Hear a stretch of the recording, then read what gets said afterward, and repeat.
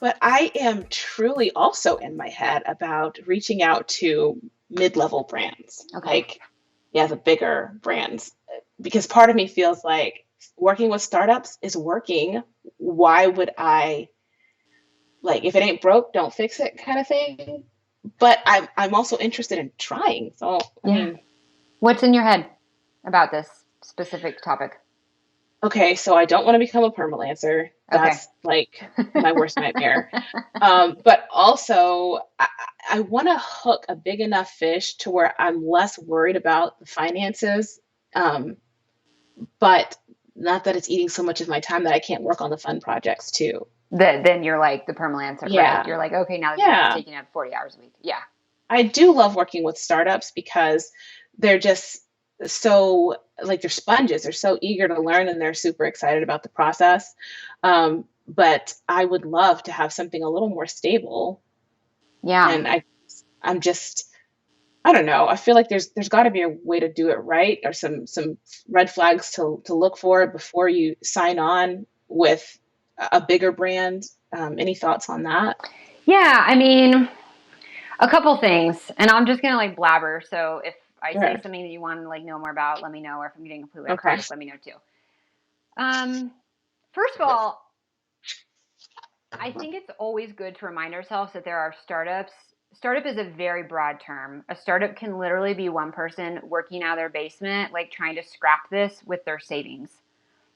A Right. startup can also be a team of 3 to 5 or even like 20 Okay.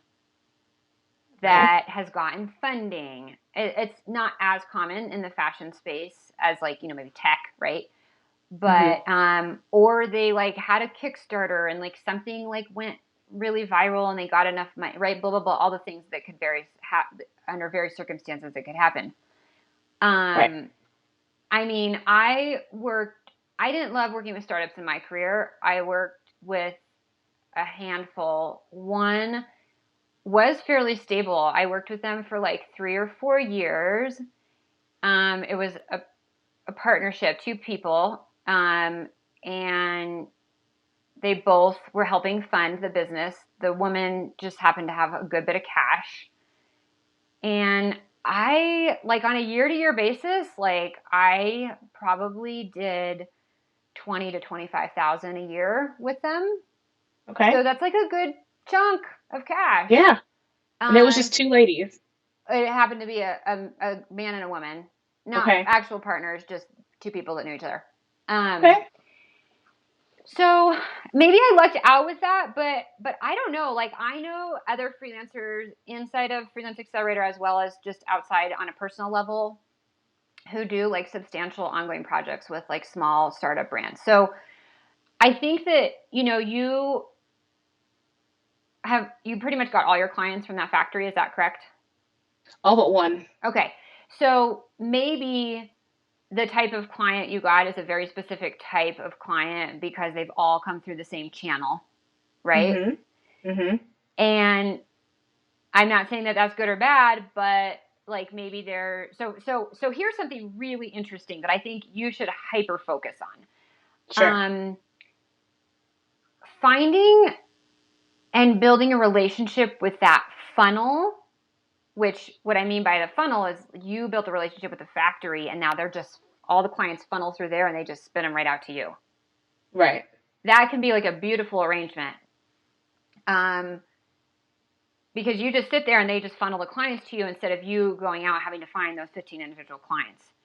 So you could look at like, are there maybe like higher end factories or factories that like specialize in the type of product that you're interested in, or maybe it's even suppliers, like what types of fabrics are they using a lot of, and are there suppliers out there that specialize in that? Hmm. And you could focus on like building relationships there. And if you're looking at a supplier that sources maybe higher end materials, and I don't know like what the price point of the product that you're going after, but like at a certain price point, like maybe it might attract more of the startups that maybe they got a bit more cash and they might just be a little bit more stable and they might be, there might be a longer term relationship. I mean, you can get anything from anywhere, so it's not going to be like a sure thing, but you could think about that. And then beyond that, I think that there's opportunity to go into those like maybe small to mid-level established brands, like you mentioned. Mm-hmm. And those could also come through factory referrals for sure, right? Right. Maybe Right. you talk to international factories instead of domestic, because they're probably, my guess is that they're manufacturing abroad. Mm-hmm. And you build those relationships. Maybe you've got relationships from the past that you could kind of like reignite. Um, and those brands are like, oh, we're like really scrambling, blah, blah, blah. And they're like, oh my gosh, we know this amazing freelancer who like specializes in your category, whatever. I don't know. That's been the hardest, actually. What's that? I really thought that I was going to be able to just tell all my old bosses, hey, guess what I'm doing now? And they And all all just the give work me was work. going to come. It doesn't work that way. Not It doesn't the work that case. way. Yeah, no, it doesn't work that way. So, I think it could be a multi-pronged approach, right? Like you can work on like building relationships with the factories and the suppliers, and then they can funnel you some people. You can, of course, do pitching and outreach, which I would highly suggest you do in addition to that, right? And Right. and I think with the, more established brands, just pitch and outreach and do the same thing that you would do. And then as far as like, it not turning into a permalancer role, like that's Yeah. really on you.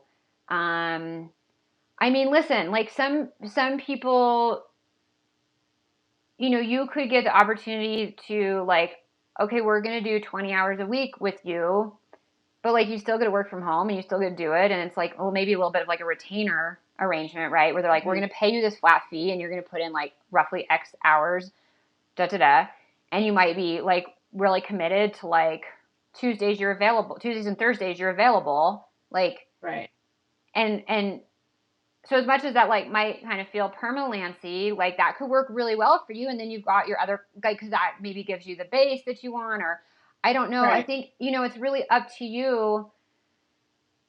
The permalance roles that I really talk about that I hate are like, you got to show up in office and you're working 40 hours a week for us and you're not taking on other Yeah. clients. You're not even a freelancer. You're working for one brand full time, Right. whether it's in-house or partially work from home because, they've gotten a little bit more relaxed with COVID. You're not a freelancer. Right. There's nothing free about it. No, there's nothing free. It's a temp job. Right. No matter how you dice Okay. it, it's a temp job. So Gotcha. you just have to like control that boundary. And I guess at the end of a contract, if it's not working out, then you just don't if it's not renew working out, or yeah. And you just have to be Okay. in charge of like, okay, do I want to do 20 hours a week for one brand, or like what might that even look like, and like what works for you, because that could work really well or maybe not for whatever reason. You're like, I don't want to Right. commit my Tuesdays and Thursdays. Like I think it's just going to be like each arrangement like is just going to you're just going to have to address it on its own.